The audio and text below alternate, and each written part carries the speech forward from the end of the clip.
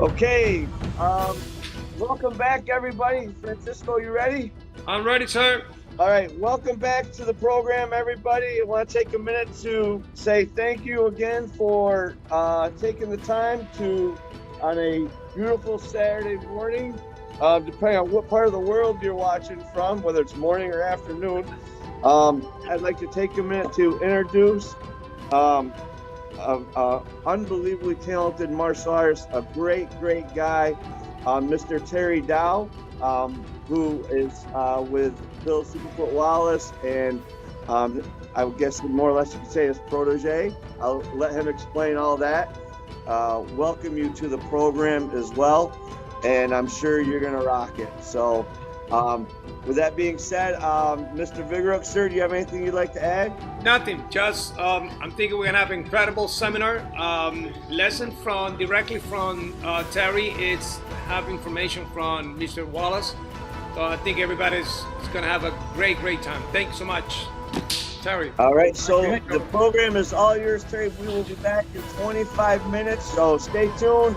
Please mute your microphones, and it is all yours, Mr. Dow, sir. Have a blast. Thank you, guys. Welcome, everybody. Not only to pass on, the system, but also to kind of help everybody understand how certain applications can take place. If you do a seminar with my teacher, then you're going to get essentially Superfoot 101, and he's going to go through his stick, and he's going to work with everybody. And then, what I like to do is just kind of come on and show how it applies to other arts, how we can make transitions. As you know, Superfoot systems is sideways, and we use the lead leg all the time.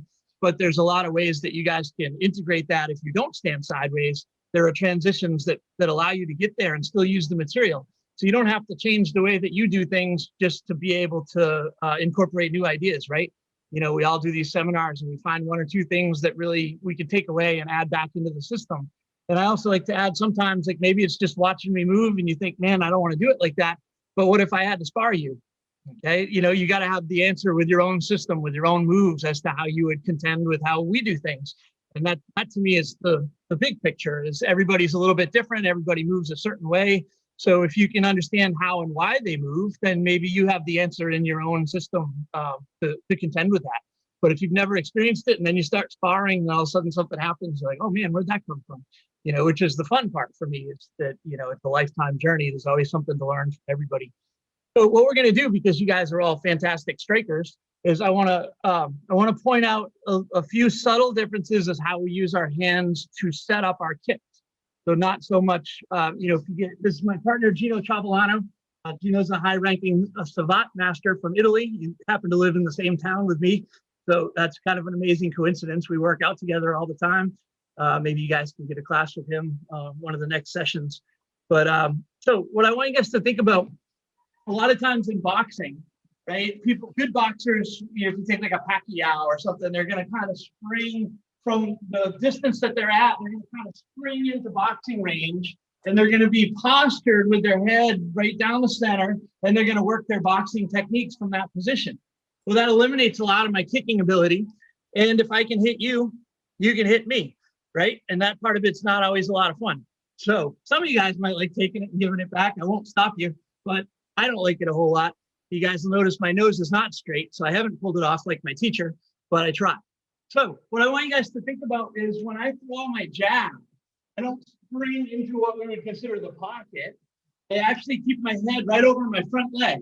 So I'm neutral when I move around, and then when I throw the jab, my head is now directly over my knee, which is over the ball of my foot. It's kind of hard to see on the video. But if you look, he's at the end of my punch. And if I just retract to a neutral position and he sticks a cross out, that it already doesn't really reach me, right? I mean, it's close, but it's not here. And if I go bam, bam, bam, and he sticks the cross out, now I'm having a bad day, right? But if I'm here, bam, and I register that punch coming in, I'm already back to protected. So Superfoot Systems is lead arm down. We contend with everything with that lead shoulder and the rear hand covering as needed. Right? If I get into a situation where he's already passed my kicks, then yes, I'll come up into a covered boxing stance and attempt to box my way back out to where I can kick again. So those are all the challenges, right? So the first drills that I have you guys do is just work on, as you step to jab, your rear leg pushes you or drives you into the punch so that I'm actually this far away. So as I move around, Gino's just gonna block. I'll throw about half speed. So I'm just stepping and moving. So, bam, right? So every time I punch, if he responds with anything, I'm already protected. And what that allows me to do is to kick. So at the end of that jab, I've already got my side kick at a really nice kicking distance, right? It's not jammed. If I'm all the way in here throwing my techniques and I pick my leg up, it's pretty jammed. Maybe I can hook kick around, but I run the risk of getting punched down the middle in the amount of time it takes my foot to come around. So this distance of out here and back, out here and back, out here, and then throw the kick is what allows me to stay safe and set my kicks up with my jab or my hands. So one of the first big differences is just being able to lean into that punch. So I'm neutral, I lean into the punch, and I'm back. And you guys notice the timing. My foot plants at the exact moment that my hand touches the target. So if my partner holds a hand up as a focus mitt, I'm not landing the punch and then the foot stepping, and definitely not stepping and then landing a punch, because in the amount of time it took me to step and start throwing a punch, he's done something. I don't know what, it depends on your partner, but something isn't always good, right? So I want to time it to where my step and my hand, my foot touches the floor at the same time that my hand touches my partner, right? And so that allows my whole body to be behind the jab. Some people will call it a stiff jab, but as opposed to just my arm punching something, now my whole body is behind that. I weigh about 180 pounds. So if I can get a sneaky, fast start to my jab, and then I lean into it at the end, now the first part is fluid and sneaky and loose, and the last part has my 180 something pounds behind it, and it's not telegraphed because I didn't move my head first and then punch second. My hand started, and then I lean into the last part of the punch. It also allows me to not finish it if something's coming at me. So I'm moving my hand, all of a sudden a cross is coming, I get a chance to get that shoulder in the way and counter, right? So the next thing, most of you guys are watching and not working out, so I won't make you go through 10 reps. I would say just go through 10 reps of everything normally as we go. But I'm gonna move my feet for superfoot systems. I'm gonna move them in two ways to throw a kick. One looks exactly like the step I just took to throw a jab. So the problem is that as kickers, we step with our lead leg when we punch. Right? So every single time my lead leg comes forward, my lead leg comes forward, my lead leg comes forward. And then I say, go throw a side kick, and you guys shuffle or cross your feet. Well, that doesn't look the same to who I'm throwing it at, right? So if I'm moving my front leg every time I punch, and then I move my back leg up and I haven't thrown a punch, my opponent starts to know when I'm punching and when I'm kicking, making it even less likely that I'm going to land a kick, right? It's hard to get your foot off the ground and hit somebody with it unless they're standing still and you trick them. So for me, there's two ways that we're going to move. The first one is that my front leg moves when I jab, and my front leg moves again when I slide up to kick. So at the beginning of the movement, he doesn't know if there's a jab or a kick coming, right? And the other thing is distance. I don't want to be in here for my jab and then, oh, I got to kick my partner. Hold on a minute. And then step out here and throw the kick because I'm so far away, he knows I can't punch him. So the lean at the end of the punch allows me to slide up and still have him at kicking distance as opposed to being jammed or as opposed to being so far away that my hands don't work. So when you guys slide up to kick, I almost kick my front leg off the ground. You don't really do that, you know, it's an exaggeration, but I need my rear leg to come completely next to or under my center, right? So for me to kick, if I bring it like halfway up, I have to shift to throw a kick. That gives my opponent another read, another opportunity to see that I'm kicking and not punching. We can't afford for somebody to see that difference. So as I punch, my weight's on my front leg, I've got my body behind my jab, my rear leg is sliding up, and then I just pick a target, right? A lot of times we throw the jab, that gets the person. Move this a little bit. So if Gino's defending the jab, so he's moving his head, he's catching the jab, but his ribs are typically open, because what happens if I really stick that jab in there, right, is if I'm really sticking it in, his head's shifting with it just a little bit because he's a good fighter. That means that his body is opening up and coming towards me just a little bit for the side kick. So that gives me the option, bam, throw the jab, bam, throw the jab, bam, bam, and I've got the side kick in, right? And then if that's not working, we fake them out. So at the camera, I jab, slide up, kick. So it's jab, kick. It's not jab, shift, slide, cross, kick. Who's going to give you time to do that? Nobody wants to get kicked, right? And he, as a good fighter, he wants to hit me back. So if he sees that kick coming, he gets to check it, trap it, block it, and hit me back, right? So as a boxer, if Gino throws a step-up kick at me, then I want to be able to knock that down and throw a power shot while he's standing on one leg. Makes me feel good when he falls over. So you guys are trying to get a timing to everything. So I need him to defend the jab so that he's not checking that kick, because he has to. If I have a good jab, he has to contend with it. He has to shift it, slip it, block it, move. A good boxer will be able to do that. But what they're not doing is hitting me back while they're doing it, right? They're going to shift and then counter. That's fine with me. My technique's already on the way. If they slip and then I'm sliding up, their counter's going to hit me. Does that make sense? So I'm at a distance and I'm leaning into my punch, but it's smooth, right? So tell me when you guys see my head or upper body go towards Gino. When the hand's touching him, right? It's not that. My hands are relaxed and moving. They're on their way, and I lean into the end of it. It's relaxed and moving. My head's there at the end. My head's there at the end. So I'm basically out of range for all intents and purposes. He's got a cover distance to reach me. In range, but as soon as I come back to normal, I'm out of range again.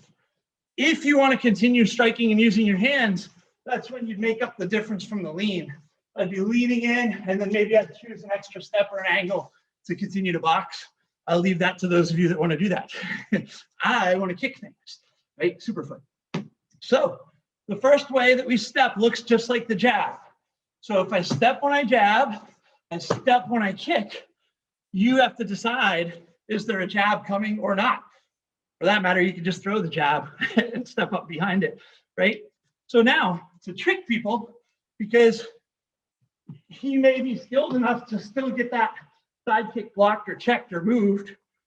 So when Superfoot fought, he could read your reaction as he was fighting. He'd be picking his leg up, and he'd see what you're doing, and he'd just kick you where your hands are. It wasn't that good. I have to actually catalog. So I watch my partner block. And then while we're moving around, I go, hey, the last time I threw my roundhouse kick, you blocked it. And so then I fake that and I come around the other side, and I just kind of keep cataloging information, right? So if you have the ability to react to your partner's reactions, God bless you, more power to you guys. But if not, what we have to do is we just have to make notes of how the person defended. Did they cover up? Did they retreat? Did they counter? Did they make me miss and counter? Because all of those are a slightly different strategy for me to have to contend with, so that it's my day and not my partner Gino's day. So the fake kicks, now we're gonna, all right, leave back up. We're gonna cover side kick, roundhouse kick, and hook kick, and I want you guys to watch my knee. So bam, bam, bam, my knee is in between me and the camera, and you guys, all you guys are my training partners today. So bam, bam, my knee is up. Bam, bam, my knee is up. My heel, my hip, and my shoulder are all on the center line. So what kick does that look like to everybody? Side kick, hopefully. If not, I have to hit you with a few more side kicks to talk you into it. So I step up and the side kick comes out. I step up and the side kick comes out. I step up and the knee comes up, but the hook kick goes around. Step up, knee up, hook kick goes around. Step up, knee up, roundhouse kick comes the other way. So bam, bam, bam. Which kick is it? You don't know till the last part of it. So if I can trick you at the beginning, not even trick you, if I can just pick my knee up to look the same every single time, the only thing you have to react to is the last foot of movement on my end. That's still, clearly counterable by good fighters, but it gives me an advantage, and it gives me an option. When I step up, my jab is protecting me, and my knee and my foot are protecting me. So that offers me the affordability to want to kick. If nothing is protecting me because I cross over and someone throws a punch down the middle, like, wow, kicking's a lot of fun. Wait, my nose is over here. Coach, I'm going to stick to boxing. So we want to be able to protect ourselves before, during, and after. So I have a certain distance. So I have a certain distance from my partner. I'm in range or out of range. In range, out of range. Bam. Right? And now I step and I bring my knee up. Where does his elbow just drop? Right? So bam, bam, bam. And then I come around for the hook kick. Bam, bam, bam. I come around on the roundhouse kick. So the first 3 kicks, if you have a mirror or set your phone up and just throw your kicks at the mirror. 1, 2, 3, heel, knee, shoulder, heel, hip, and shoulder all in the same line. My foot is in between me and my partner or opponent. And then you pick the target. So that covered, we're now going to trick the person. So if anybody's ever worked out with Superfoot or had the extreme pleasure of sparring with Superfoot, you can't see what's hitting you. I sparred for about an hour a day for the summer that I lived with him in Los Angeles. I think I got 1 or 2 kicks in the summer. I got hit a lot. And you start learning to just kind of like stay in this little, it's almost like a Philly shell in boxing. You could try to shell up with your hands up, but there's just so much. I'm tall, I'm 6'1". So my elbows coming down, leave my face wide open. I'm not a tight little package when I box. So when we fake, the fake is actually done slowly, but with the same stepping motion. So I step and slide up. Now what I want to do is lift my leg. So it's coming in this direction, right? It's a hook kick. Don't start a hook kick motion. If I start throwing a hook kick at Gino and I try to stop that kick and change it, your leg weighs a third of your body weight. So whatever that math is. So for me, about 50 pounds or so, 65 pounds. So you're going to take a 60-pound weight and you're going to start throwing it at someone and stop it and change it into another thing. Not going to be easy. But if all I do is I lift that weight, I can change it very easily. So from my knee to my hip, we'll continue to lift for the duration of the technique. What I mean is I don't want to fake the kick, drop my knee, and come around for another kick. Because what happens is when I lift this and I drop my knee, he's going to come right in through, on that cross. So I'll do it the wrong way and he's going to counter. So I go, oh, hold on. So I lift. As I'm dropping my knee, he's already firing. So watch my knee. As I lift the fake, my knee continues up and around, right? So I lift, bam, and I go around the other side. I lift and I go around the other side. Lift around, lift around, lift around. Now, when you guys stick your leg out, I know it sounds funny because I'm just doing a really bad kick. Why doesn't he punch me? Well, because I set him up. I used my jab. I used my side kick. I used the little Superfoot belly kick to annoy him enough that he isn't just stepping in and punching when I start my movement, because I'm trying to be so sneaky that he has to defend first. If he initiates, it's a whole nother thing, right? If he's coming to me, then I use my counter techniques. I cover, I protect, I counter. If we have time, I'll get into that. But I want you guys to just understand the basic techniques. So my side kick, roundhouse kick, and hook kick all look the same from here. Then I lift my leg. Must be a hook kick. Do I throw a side kick? Do I throw a roundhouse kick? That's up to you guys. The fake roundhouse kick is the exact opposite. I step and I lift. My foot is now on the roundhouse kick side. So I'm basically just swinging my leg up. I lift it, and then I come around. I step, lift, come around. So you see my foot here for a split second. That's all I need against a trained fighter. I just need him to see it, and then I change it. He sees it, and I change it. So the second way of covering distance, I know I'm just flying through. The second way is I don't step at all. I just stick my leg out. Watch my head. It doesn't go towards my partner. So I didn't do this. my head went towards him. When he sees my head go forward, he throws the cross. I go, boom. Like, wow, kicking's a lot of fun. So my head stays here. So at any point he throws the cross, I wasn't close enough to it. I'll get a better angle for you guys. So from here, bam, he throws the cross. I can reach him. He can't reach me. And I step fake and I come around the other way. He knows off camera. So and then fake around to the other side. So I step lift and I change it. A lot of times in the seminars, if you're throwing leg kicks or low kicks, and I pick my leg up, just throwing a high kick is maybe the easiest fake roundhouse. I'm faking a location. So it's a technique, and it's a fake round, but I throw it high. Depends on what my partner's doing, right? So we have, to recap, we have a jab. We have a jab that allows you to kick. We have a jab that allows you to fake and throw something else. And then we have just kicking with no step. The way that Superfoot would break that down in a seminar is, hard to see my feet, but it's a jumping jack. My head doesn't go forward on a jumping jack. So jumping jacks, right? And so just my feet. When my feet are together, I kick, I bring them back together and apart. Together, kick, together, apart. There's a reason I'm bringing them back together after I kick. That is, I don't want to get punched in the face. We're going to keep coming back to this. If I kick Gino and my feet do not come back together, whose turn is it? For a very split second, it's his, because I'm on one leg. After I step down, if he didn't punch me in the face, now maybe it's my turn again. I don't know, might be his turn too. So when I kick, if my feet are together, he still has to step to me. I can pendulum away as opposed to bouncing my feet apart.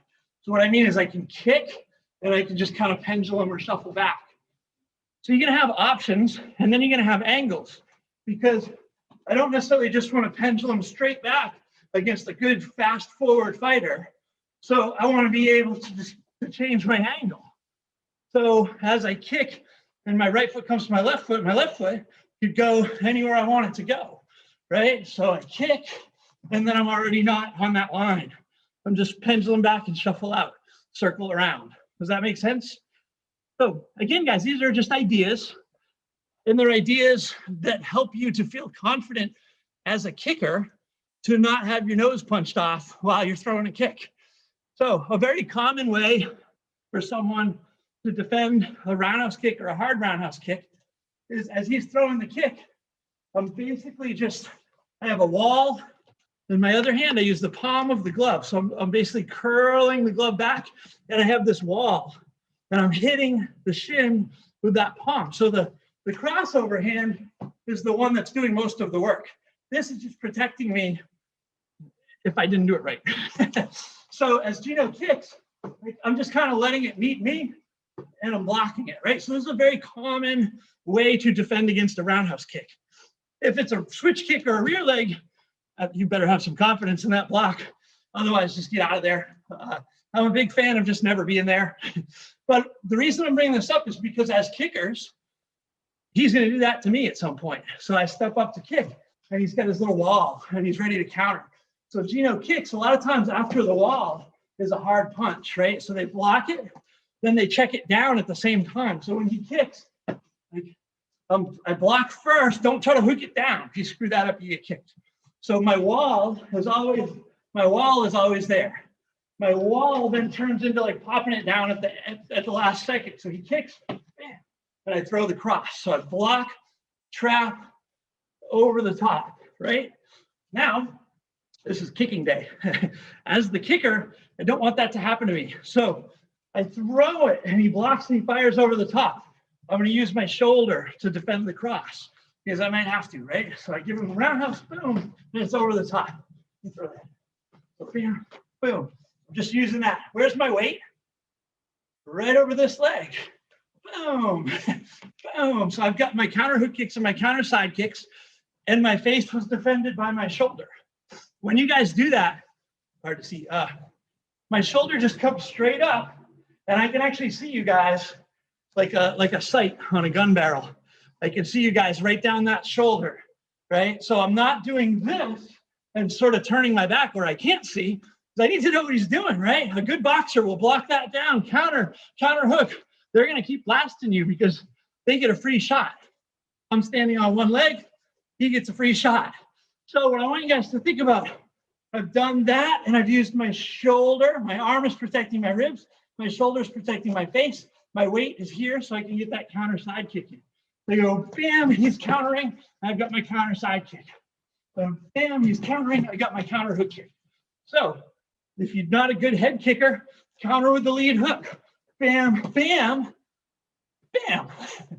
So what happens is my shoulder pops up and then my hand comes around and then I turn my hip over for the hook. So guys, so guys, it's a short hook, but it's all power from my hips, right? Kempo people, you guys should have a lot of excitement in the power in the hips portion of this show.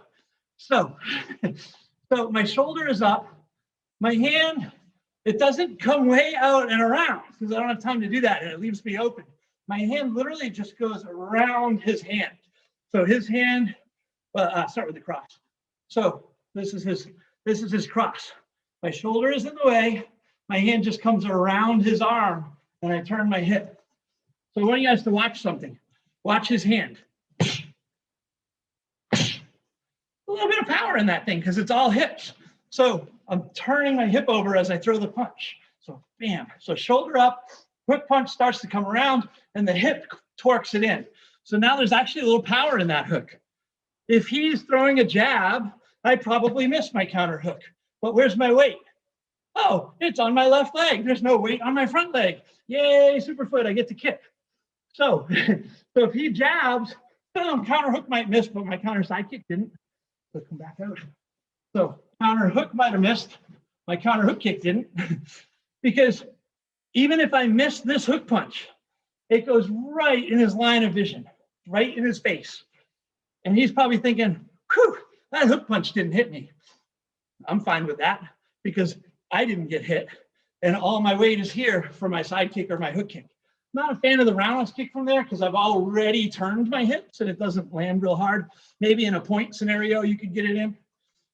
But the nice thing is, so we talked about the jab and how my counter hook is short. Well, watch what happens when he throws the cross. Watch his head. Oh, where's his head now? So the harder he tries to hit me, the better my technique works.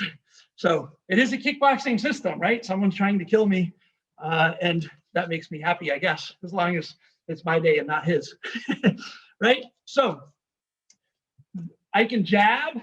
As I come back, my shoulder can protect and I can throw a counter hook.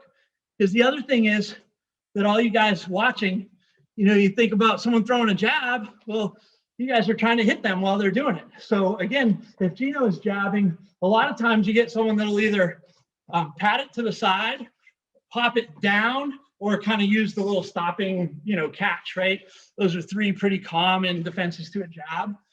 So as the jabber, I have to know that when I throw this jab out, he's going to pick one of those things to defend it. I just want to pay attention to which one it was. As he defends it, he kind of stopped it and bounced it out a little bit. So that allows me an opportunity. When he hits my hand, what direction does he hit it?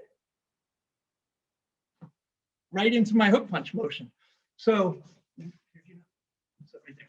watch my hand. So he bumps it this way. I just turn it into my counter hook. It may or may not reach. I don't care because I'm going to kick him after I throw it.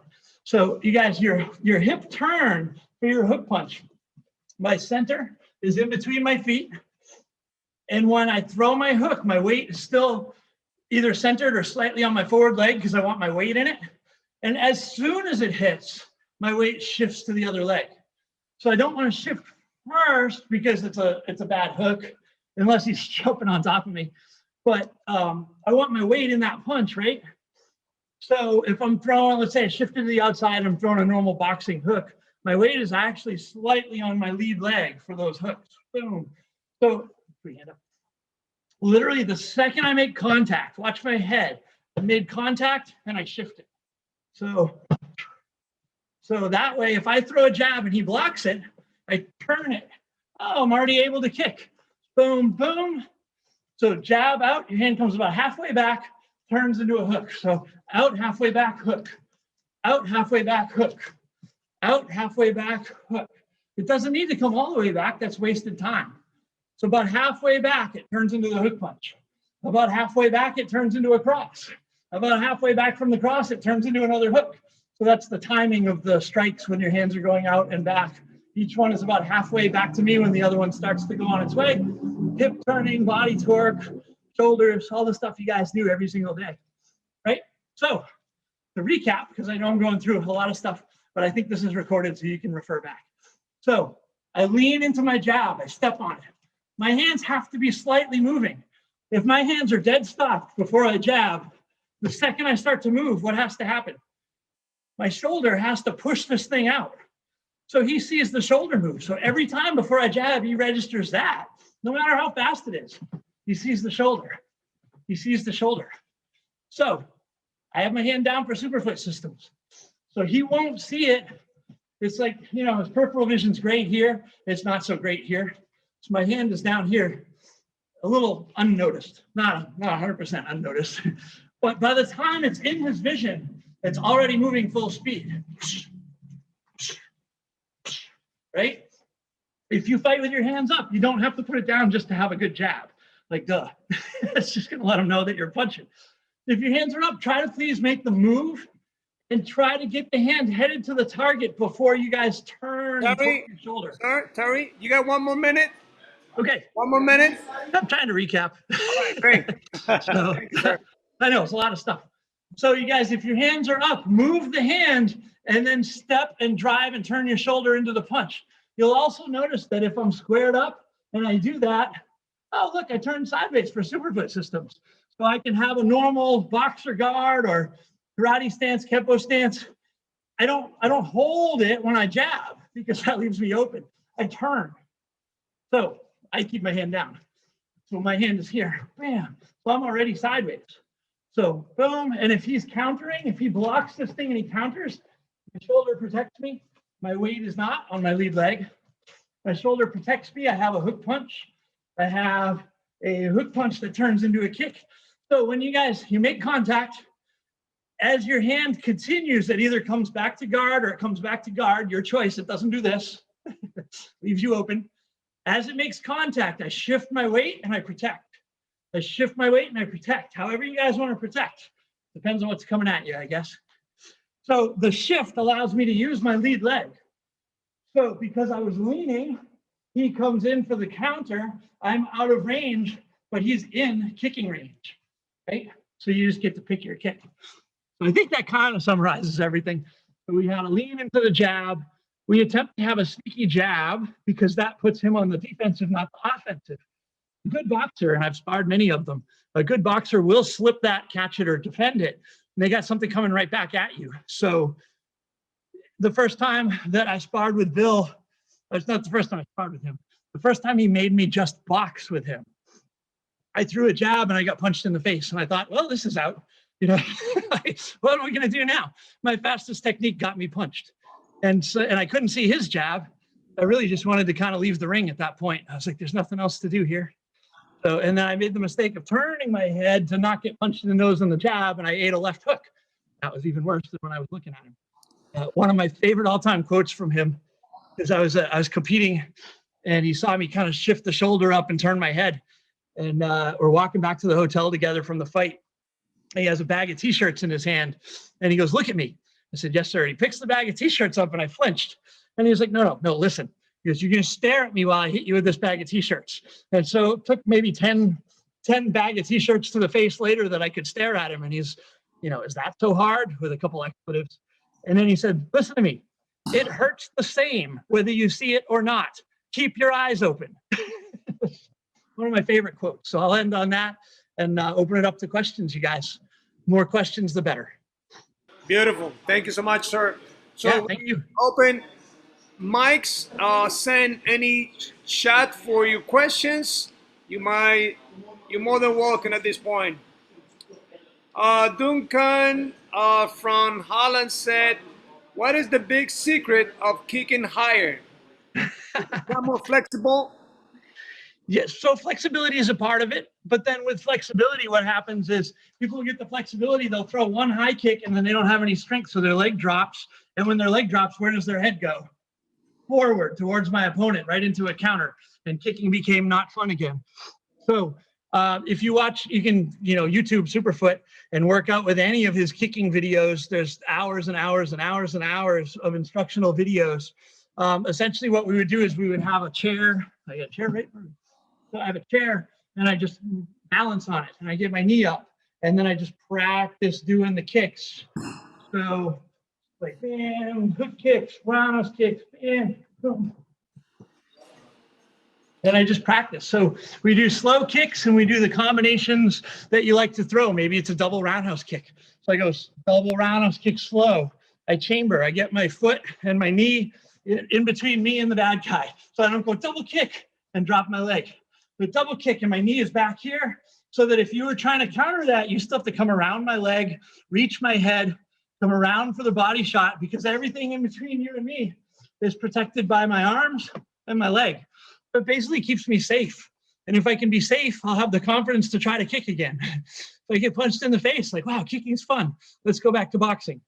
So slow repetition, it's endurance. It's your lats, your obliques, your glutes, your abs. All of those things help pick that knee up and then hold it there while you do multiple kicks. So I used to just, when I was in college 20-something years ago, in between classes, I go back to my dorm room and I just do 20 or 30 minutes of slow and fast kicking because I was kind of nuts and it seemed like the fun thing to do. And then I'd work out for 2 or 3 hours every day. And slow kicking was a very big portion of that to develop the endurance, to keep the leg up, throw the kicking techniques, because if I have to swing my leg up to kick, you're going to counter me. And if I drop my leg after I kick, you're going to counter me. So having the strength is as, if not more important than flexibility. Because you guys, everybody should have the flexibility to kick the thigh or the ribs. And so, but how easily could you do it? And could you stay protected before and after you do it are the important things. So flexibility is great. Flexibility is for reaching out and kicking someone, not kicking a basketball player in the head. But if Gino is there, I'm not, like, without leaning into it, I don't reach him. I use my flexibility and I reach. So flexibility can help you with your distance. And again, we really didn't cover a lot of distance, angle changes, or counters. So maybe that could be another topic for another day if you guys enjoyed it. Sorry, that was a long answer to a short question. I have another question from Nick, and then we got Mr. Nelson Alvarez as well. Real quick for Nick, said here, how did you meet Mr. Bill Superfoot Wallace? He was teaching a seminar a couple hours away from me. Ironically, I was part of an organization that did not allow us to leave their organization and do seminars. And my teacher pulled me aside. He's like, hey, can you come in the office after class? I said, sure. He pulls me in the office. He says, I know you love kicking. I know you love Superfoot. He's doing a seminar a couple hours away. Go and train and don't tell anybody. That is awesome. That is awesome. And because I had already been working on his videos, he kind of clicked with me. He saw my knee chambered high, whereas everybody else in the seminar didn't. And so he just started picking on me, as typical him. And at the end of the seminar, I just enjoyed the first technique I threw. It was a 3-kick combo, and I hit my partner with all 3 kicks, and I was 20 years old, so I was waiting for the pat on the back. And he said, yeah, that's great. Now, this time when you pick your knee up, and he ripped it apart. And at first I was kind of offended, with the ego. Like, I just wanted a pat on the back from Superfoot. I was going to go home happy. And instead I got ripped apart. Like, that was terrible. And but by the end of the seminar, I dropped the ego and I thought, that's the teacher I want. I want the teacher that's going to rip it apart no matter how good it was. And I said, sir, how can I train with you? And he says, come to California. And I thought, I didn't know what to think. Honestly, he was a celebrity legend in the martial arts. And so he gave me a phone number. And I was like, well, I'm going to get a secretary at a gym and never hear from him again. And I called and he was out of town. It was his home answering machine. I almost dropped the phone. So he's just a fantastic guy. If any of you guys have met him or get the chance, he's just an amazing, amazing personality. Somebody that can teach as well as they can fight. And that's pretty rare in these, some really great fighters are kind of not nice people, or they can't teach it. They don't know what to say. Or they've been punched in the head so many times, they don't know how to explain it. Yeah. But I met him up in, I met him up in Lake Placid, and that was I'd always, kind of followed his fight career and whatnot. But my instructor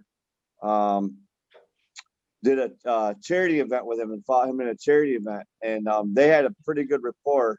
And to my knowledge, he still remembers Steve Holden. I don't know. He does. Yeah. Last time, yeah. So I shared that just as a little because I thought it was kind of interesting. But because I met him up in Lake Placid, New York. We trained up in the Olympic Center up there, and Hi, Ernesto.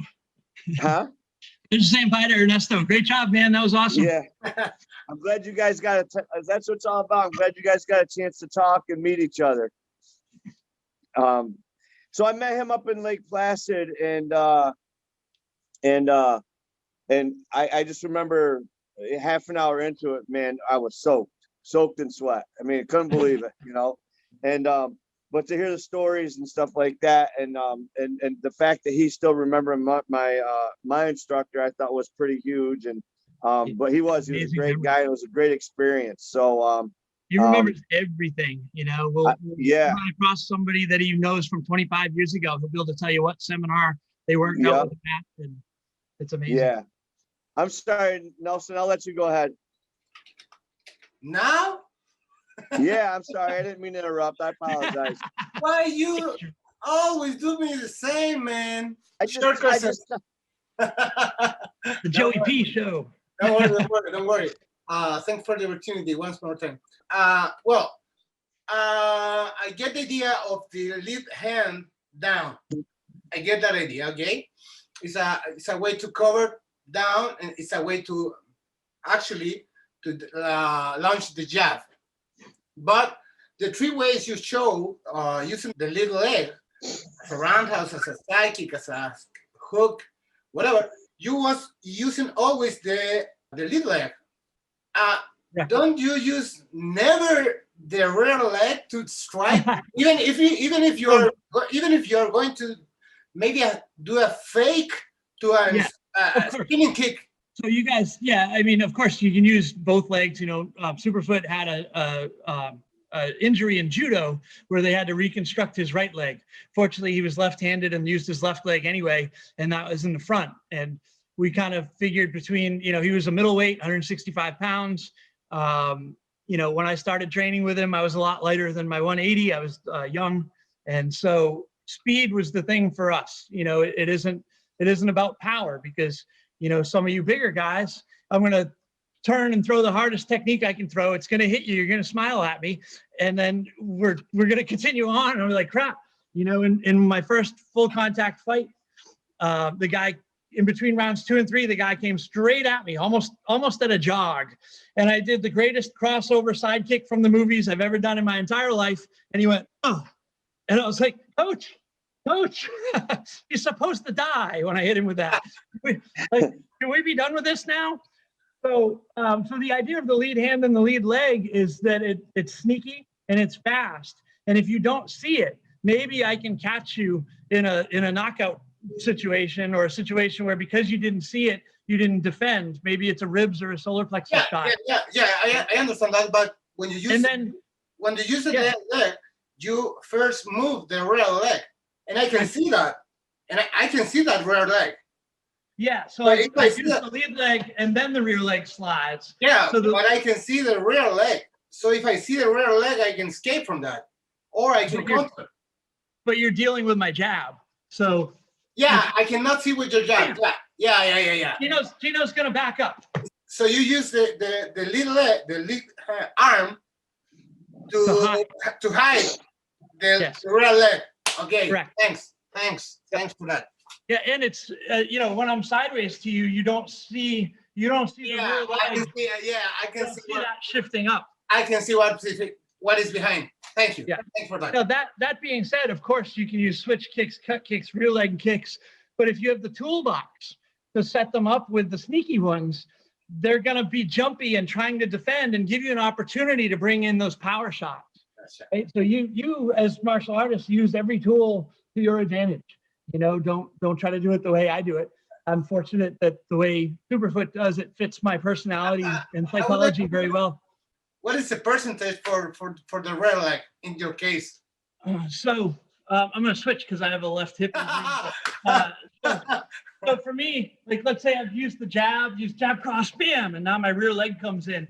So I'm still going to hide the like maybe a cross or a reverse punch hides the rear leg coming in.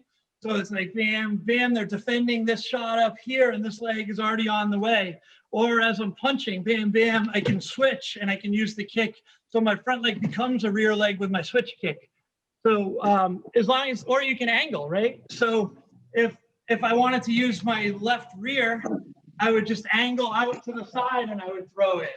So I'm not going straight, I'm not standing in front of the person throwing a rear leg where they could beat that with a straight punch down the middle. I'm gonna get off the straight line to use the rear leg. And I'm gonna use timing, like maybe my opponent steps in and as they're stepping, I take the angle and I cut and I use the kick. So now he's committed to a certain motion and it allows me the affordability of an angle and a power shot because he's committed. If he's just standing there not committed and looking for me to move and I step to throw the rear leg, it's gonna be a very low percent. Okay, thanks. Clear. Thanks. Okay. ¿Puedo hacer una pregunta? Laura tiene una pregunta. Laura has a question in Spanish, maybe. Laura. Okay, can you translate it for us, Nelson? Sure, I can. Bueno, lo primero quería preguntar cuál es la importancia que él considera en los movimientos, porque me di cuenta que en todos los movimientos que realiza, incluso de golpe de puño, utiliza mucho el giro de la cadera. Me gustaría saber un poco la importancia sobre, que me explicara de sus palabras la importancia del movimiento de la cadera. Okay, suficiente. Mucho que traducir. I get the idea, Master, don't worry, Frank. It didn't hurt well. Yeah, but I get the idea. I get the idea. Laura is asking, and you mentioned, by the way, Master, what is the importance you bring to the hips? What is the importance when you use the lead leg and the lead arm to the hips?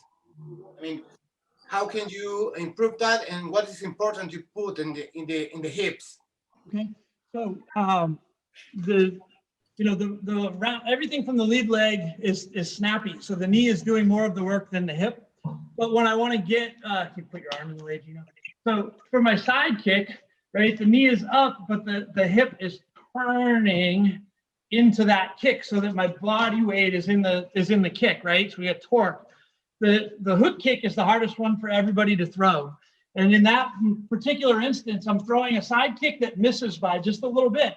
And then I'm pulling my hip all the way through. So it might look like it's just the knee when I'm throwing it fast, but the hip is going to actually pull through, like you're using your glutes to pull that kick. And then, bam, and then it snaps at the end. Importantly, while we're on that topic, I don't want my hip to go so far through that you have a wide open shot. I want to pull it through for power, and then I want it back in between me and you. So I don't know if that helps, but when you do the slow kicking, Laura, try to use the knee on like the roundhouse kicks, and then get your foot over here and pull your hip all the way through on your hook kick. So it really works your glute and your obliques, and that'll give you the power to use the hip in the kicking techniques. Thanks. I don't know if that answers the question. Yeah. Después te lo puedo contar un poco más. Right. Someone else? All right. Any other question, guys? Well, from my end, I think it's just want to say, Terry, your experience, I can tell right away your techniques, the way you explain, and your ability. It's amazing. Right away you see that you learn for the big guy like Mr.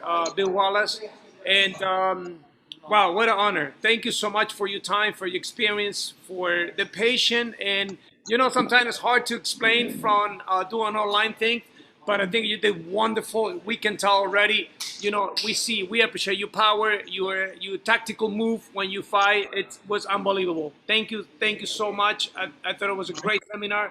And we got a lot to practice, and we learned a lot of good stuff from you. Thank you so much, sir. Okay, with that being said, I want to just jump in real quick and say thank you again, Terry. If people wanted to reach out to you, connect with you, how do they reach out to you? How can they get in touch with you? Want to learn more? You guys, obviously, I'm tagged in the Facebook post. You guys just friend request me, Terry Dow, it's me kicking. The training station in Manchester, New Hampshire is where my gym is located. My phone number is 603-591-6546, whatever the USA exchange is. And or you can reach me through superfootsystem.com. Superfootsystem.com is Bill's website. And you can, again, every Wednesday night for an hour, 8:30 to 9:30 Eastern Standard Time, you can train with Bill, get a heavy bag and work out. He'll run you through all kinds of stuff. You can ask him questions. And we have, if you're a Superfoot member, we have a ton of video training tips of the month. I'm actually teaching later today. We're doing a once a month master class where people can do this. You can zoom in and learn and ask questions. So thank you so much, Terry. I'll be giving you a call because I want to talk to you a little bit more and just more personal. Thank you in person, and I'll leave it at that. Thank you guys so much, Mr. Virux. It's all yours, sir. Definitely. Thank you so much, Terry, and thank you everyone to be here today and be so nice to us. Thank you so much. We love you guys. God bless you, and I'll see you in 2 weeks.